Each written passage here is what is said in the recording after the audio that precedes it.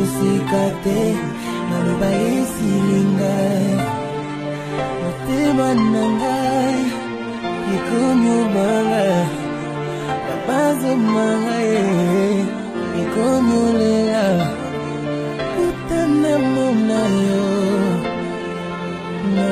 Shalom, shalom peuple de Dieu, shalom mes frères et sœurs, vous qui me suivez pendant ces moments, que Dieu vous bénisse abondamment. Je suis le frère Dieu merci, Kabongo Mukendi. J'avais choisi ces moments bénéfiques pour enfin partager avec nous la petite connaissance, la petite compréhension par rapport à certaines choses qui aujourd'hui deviennent des points difficiles.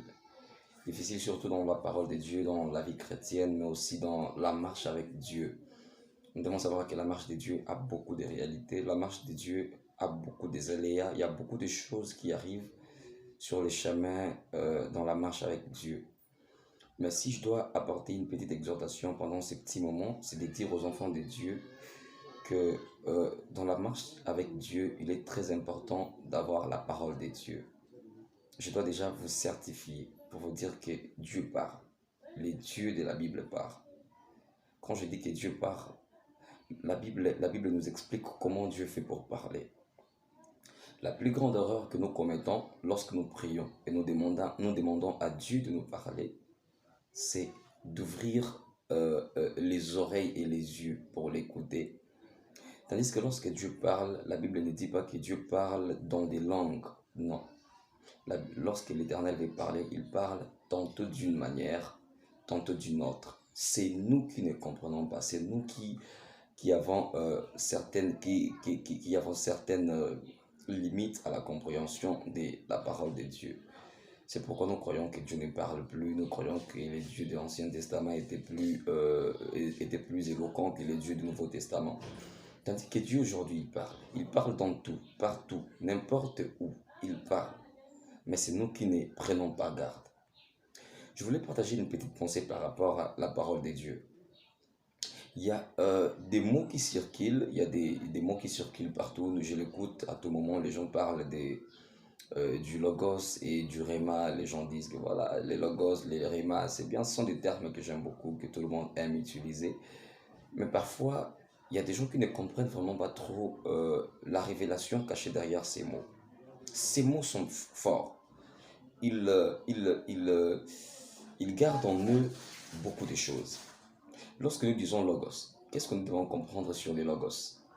Les logos, c'est ce que les Grecs traduisent pour dire la pensée, la volonté de Dieu. Lorsqu'on parle du logos de Dieu, on parle de la volonté, de la pensée qui est dans le cœur de Dieu, vous voyez.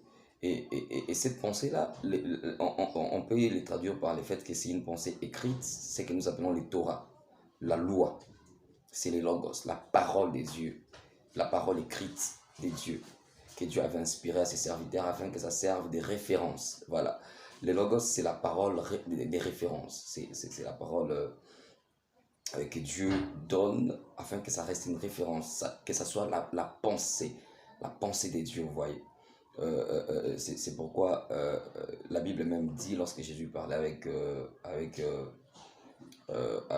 quand il parlait avec Satan, la Bible dit, Jésus lui dit, l'homme ne vivra pas de pain seulement, mais de toute parole, de tout logos, vous voyez, de la pensée de Dieu, de la pensée du jour, vous voyez. C'est un peu dans ce sens-là que s'explique le logos. Et Dieu a parlé dans l'humanité. Le logos, c'est comme la parole générale.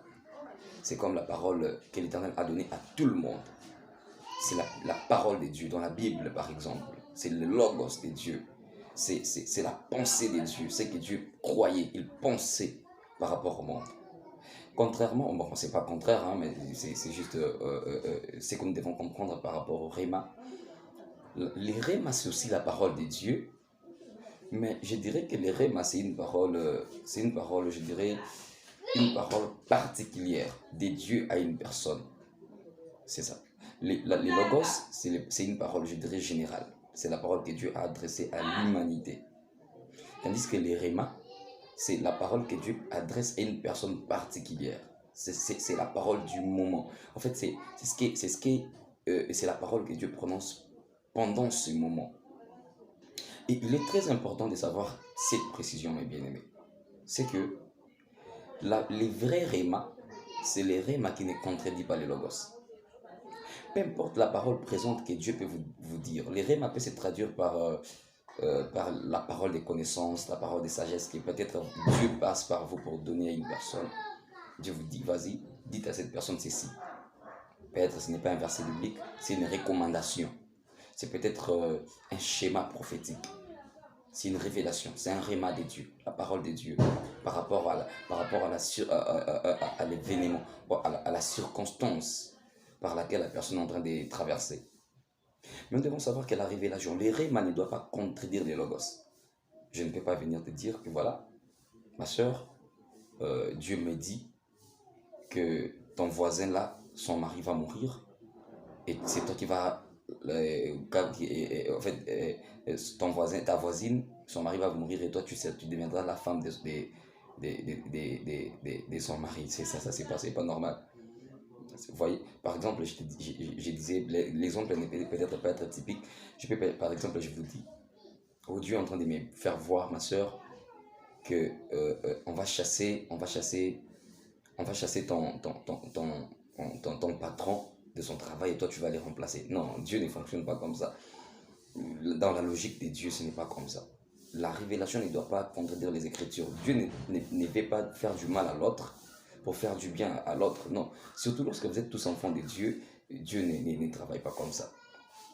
La révélation, c'est pour nous devons être connectés au Saint-Esprit.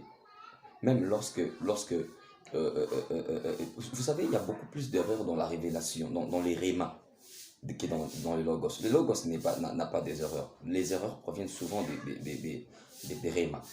C'est pourquoi, parce que la prophétie aussi, c'est un réma. Parce que la prophétie, c'est un réma. C'est une révélation par rapport au temps, par rapport au moment. C'est pourquoi l'apôtre Paul, pendant qu'il enseignait les gens par rapport à la prophétie, il disait, ne méprisez pas les prophéties, ne méprisez pas les rémas, mais examinez toutes choses et retenez ce qui est bien. Donc, dans les révélations, il y a certaines choses qui sont aussi mauvaises. C'est pourquoi il est très important pour un chrétien d'avoir le Saint-Esprit, d'avoir l'écoute de Dieu. Après que tout le monde va te dire que Dieu nous a parlé sur toi, ce sera maintenant à toi de mettre toutes ces paroles devant toi et de consulter le Saint-Esprit. Il est bien d'avoir les rémas. Il est bien d'avoir la révélation du moment, ce que Dieu veut pour toi pendant ce moment. Mais il est très important d'avoir pour référence la Bible, la parole de Dieu. Il faut lire la Bible, il faut connaître les Écritures. On ne peut pas t'imposer de faire quelque chose qui parle en contre des Écritures, soit disant que c'est une révélation. Non.